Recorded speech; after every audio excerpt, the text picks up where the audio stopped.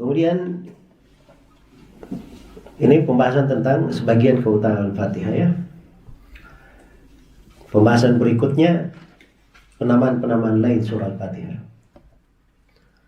Ini ada ilmu di ulumul Quran terkait dengan nama Asma'us Suwar, nama-nama surah.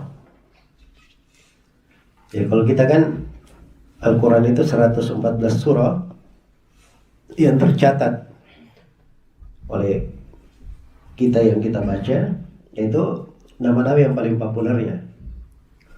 Tapi bukan artinya namanya cuma itu. Tadi saya sudah sebut surah Al-Isra, nama lainnya apa? Surah Bani Israel, karena memang disebutkan kisah Bani Israel di dalamnya. Sama dengan surah An-Nahl.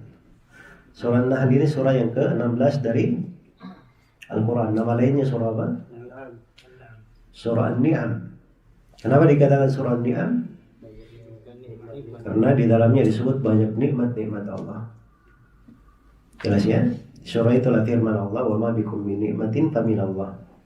Nikmat apapun yang ada pada kalian itu datangnya dari Allah.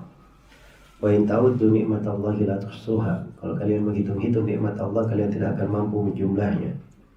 Washkuru di akhir surah, washkuru nikmatallahi in kuntum iyyahu ta'budun. Bersyukurlah terhadap nikmat Allah kalau kalian beribadah hanya kepadanya. Dan berbagai pembahasan seputar nikmat.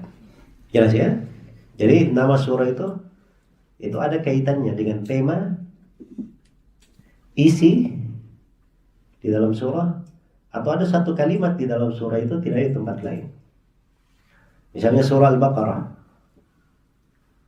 Al-Baqarah selain dari temanya memang ada tentang Al-Baqarah di dalam, tapi kata Al-Baqarah pakai ta marbutah, Al-Baqarah itu tidak ada dalam Al-Quran kecuali di situ saja.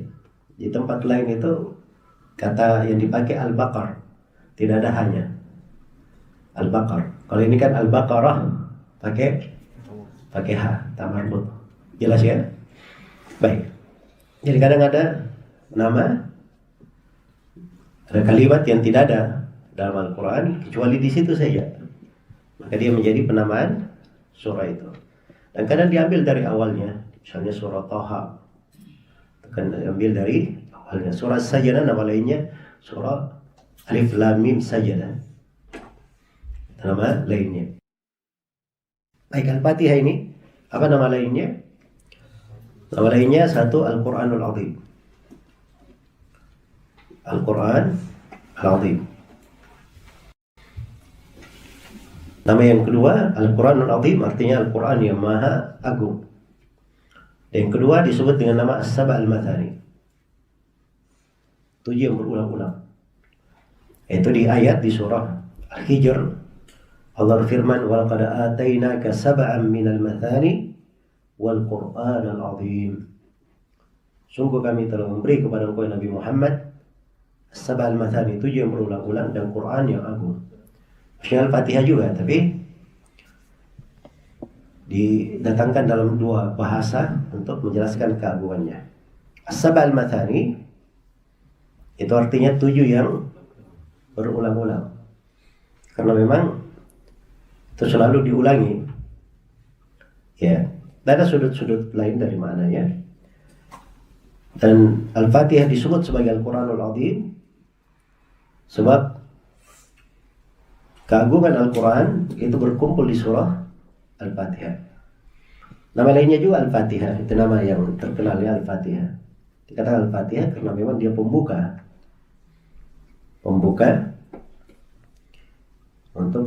untuk Al-Quran. Iya. Baik. Dan dari penamaannya Syah juga dari Nabi, Al-Fatihah disebut dengan nama As-Salah. Disebut dengan nama apa? Salat. Dan itu di dalam Sahih Muslim, Rasulullah bersabda bahwa Allah firman dalam hadits qudsi, "Qusimatis salatu baini wa baina abdi nisfaini."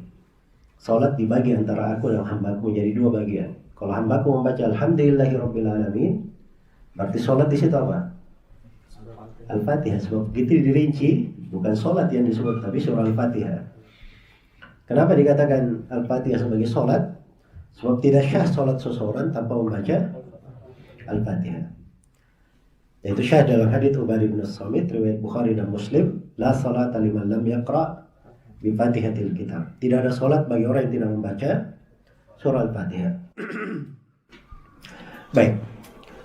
Kemudian tadi ada saya sebut nama tadi tentang pengobatan, disebut nama apa? Ruqyah. Dia penyembuh. Iya. Kalau mau meruqyah itu paling bagusnya surah Al-Fatihah. Bukan artinya ayat-ayat yang lain tidak bisa dipakai meruqyah. Al-Quran semuanya bisa menjadi apa? Ruqyah. Karena memang dasarnya Al-Quran adalah syifa, adalah penyembuh. Adalah penyembuh. Iya. Baik. Kemudian dari penamaannya juga disebut sebagai Ummul Kitab, pokok Alkitab. Iya. Pokok Alkitab. Ummu itu dari kata ibu ya. Iya. Ibu kalau bahasa aslinya ya ibu kan begitu.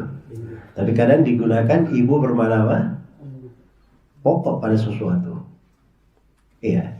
Ya, kalau katakan ummu ra'sihi, ibu kepalanya, berarti tengah-tengah kepala dia. Jelas ya? Baik. Jadi Ummul Kitab itu artinya pokok kitab. Dan disebut juga dengan nama Ummul Quran.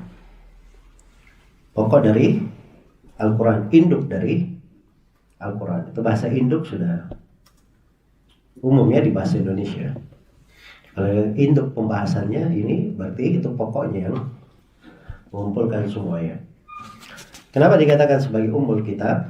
Akhirnya keagungan surah Al-Fatihah. Iya. Kata para ulama, seluruh kandungan Al-Quran itu ada di dalam surah Al-Fatihah. Seluruh kandungan Al-Quran ada di dalam surah Al-Fatihah. Baik. Dan itu dari keagungannya. Dan disebut juga dengan nama surah Al-Hamd. Sebab awal surahnya apa? Alhamdulillahi Rabbil Alamin. Baik. Tadi menyebut nama-nama yang lainnya. Nama-nama yang lain. Iya, cuman itu nama-nama tadi saya terangkan dari nama-nama yang populer dan syah ditunjukkan oleh dalil-dalil. Ya. Tanpa ya dari penamaan-penamaan itu maknanya itu menunjukkan kepada kita dan memberikan polesan akan kandungan dan makna surah Al-Fatihah ini.